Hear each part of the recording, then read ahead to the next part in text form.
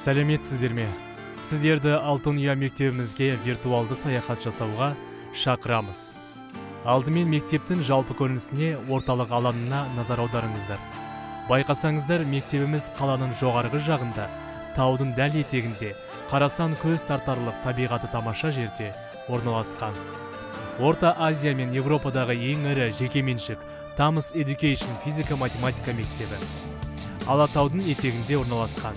Жекеменшік білім беру ұйымдарының ішіндегі ең үлкені әрі бірегейі Thomas қазақ мектебіне қош келдіңіздер. Мен Жақан Файдос, өнер үйірмесінің жетекшісі, сіздерді мектебімізбен таныс болуға шақырамын. Жүріңіздер.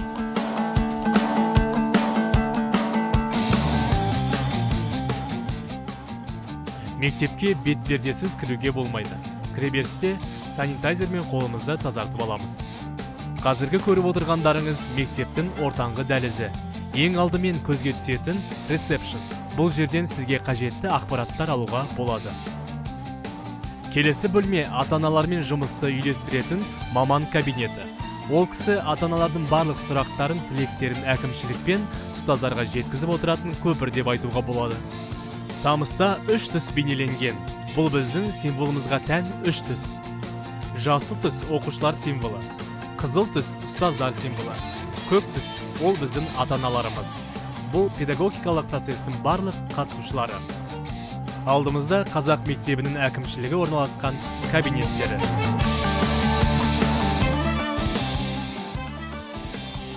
Мектеп дәліздерінде оқушылар барынша демалатын, кітап оқып, достарымен уақытты тиімді өткізетін бұрыштар бар.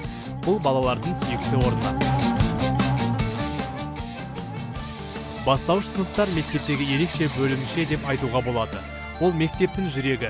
Мектептің миссиясында көрсетілгендей бастауыш сыныптардың алған бағыты білім беруден бұрын шабыттандыруды көздейді. Мектепте балалардың қауіпсіздігі бірінші орында. Әр кабинеттерде кварц лампалары, санитайзер және де қауіпсіздік шаралардың алдын алу туралы кітапшалары ілінген. Балалар кішкентай ісімен болса да, әлемді жақсарту қолынан келетініне көз жеткізеді. Әрбір оқушы мектебі өзін әрқашан қолдайтын, қол үшін беретінін пікірімен санасатын жанға жылы шаңырақ деп білуіне жағдай жасалуда.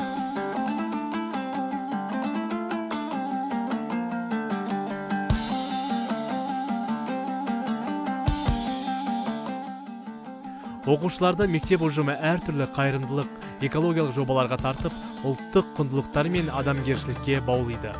Оқушы мектептің центрі. Басқа компоненттер оның айналасында қызмет етеді.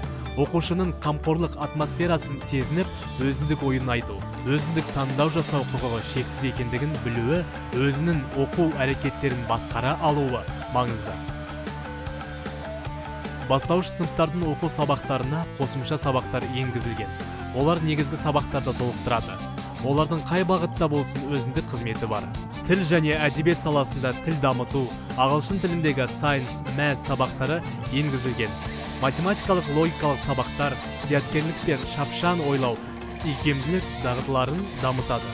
Мектебімізде сын тұрғысынан ойлауды жетілдіру үшін бастауыш сыныптарда интеллектум сабақтары енгізілген.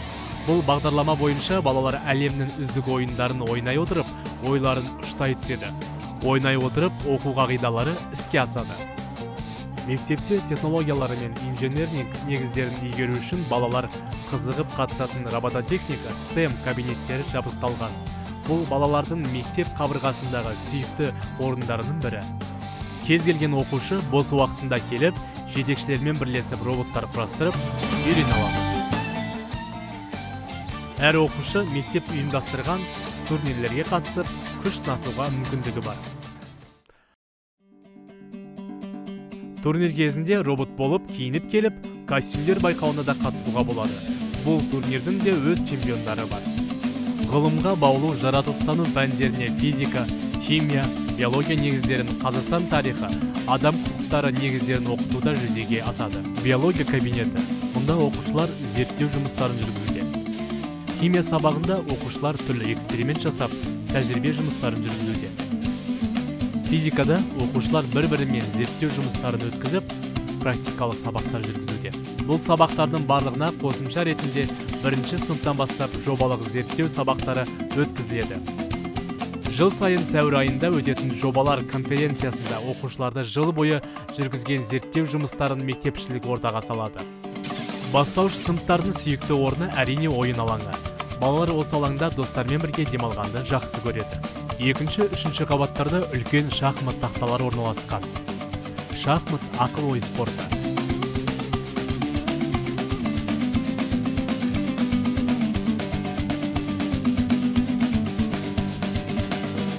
Мектеп ұстаздарының жиналатын орны ұстаздар бөлмесі.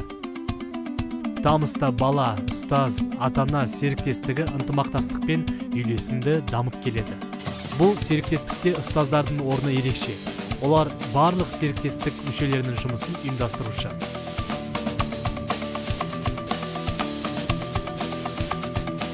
Оқушылардың жетістігі тамыстың жетістігі. Оқушыларымыз халықаралық, республикалық олимпиадалар мен жобалардың жеңімпаздары. Келесі кезекте мектеп кітапханасымен таныс болыңыздар. Кітапхананың негізгі міндеті білімділік, ақпараттық, мәдениеттік, кітапхана пән мұғалімдерімен тығыз байланысты. Әртүрлі мектеп іс-шаралары өткізу барысында олимпиада, ғылыми конференция, ашық сабақ, семинар, беткеңес, әдістемелік отырыс, жан-жақты тәрбие жұмысы, сынып сағаты болсын керекті материал таңдаған кезде кітапханадан үнемі көмек алуға болады. Бұл мектебіміздің ең көрікті, ең әдемі жерлерінің бірі мәжіліс залы. Заманауи стандарттарға сай жабдықталған бұл залда оқушыларға барлық жағдай жасалған. Мәжіліс залында мектепшілік іс-шаралары мен қоса сайыстар, театр мен өнер үйірмесінің сабақтары өткізіледі. Балалардың өзін еркін ұстауы мен ораторлық шеберлігін, шешендік өнерін, сахна мәдениетін дамыту үшін Тамыз жұлдыздары тобы құрылған. Ол ұйымға әртүрлі жастағы балалар қамтылған. Тамыздықтар өз оқушыларымен мақтанады, өз жұмысына адал, қиындықтан мойымайтын, кез келген жағдайға төзе білетін ұстаздарымен мақтанады. Сондай-ақ хореография сабағында оқушылардың би мен музыкаға деген қызығушылығын, сүйіспеншілігін арттыру, бишілік қабілеттерін дамыту, әуезділік, үйлесімділік, пластика, дене икемділігін, жеңілдік, көркемдік қимылдарын үйрену арқылы, қозғалыс өнерінің көмегі арқылы денсаулықтарын нығайтады. Мектеп оқушылардың ұлттық аспаптарда ойнап үйренуін ата-аналар да ерекше қолдайды.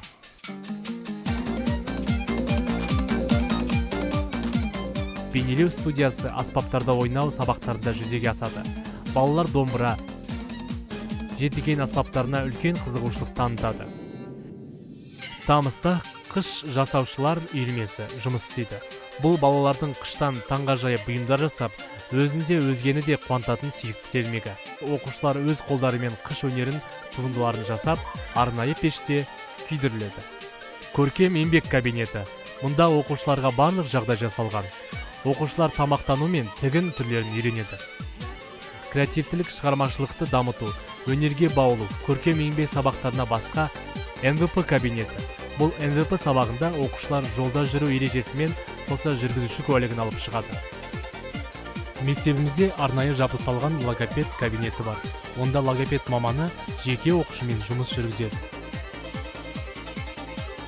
Балалардың қауіпсіздігі мен денсаулығы бастапқы орында тұрады.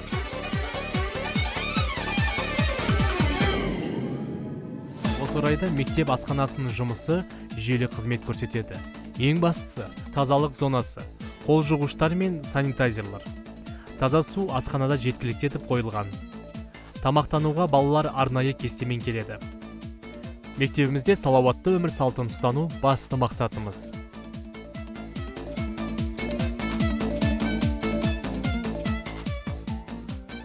Мына көрініске назар салсаңыздар, біздің ғажайып бассейн және спорт кешені.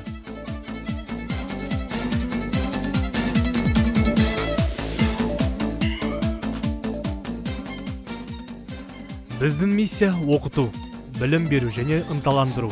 Біз жоғарғы стандарттарға сай және әлемдік озық тәжірибеге сәйкес сапалы білім береміз. Біз саналы өскелең ұрпақты ұлттық құндылықтарға тәрбиелейміз. Біз белсенділікке, жауапкершілікке, дүниетанымға деген қызығушылығын дамытамыз. Біз өздігінен жұмыс істей алатын қоғамға бейімделген ұрпақ тәрбиелейміз.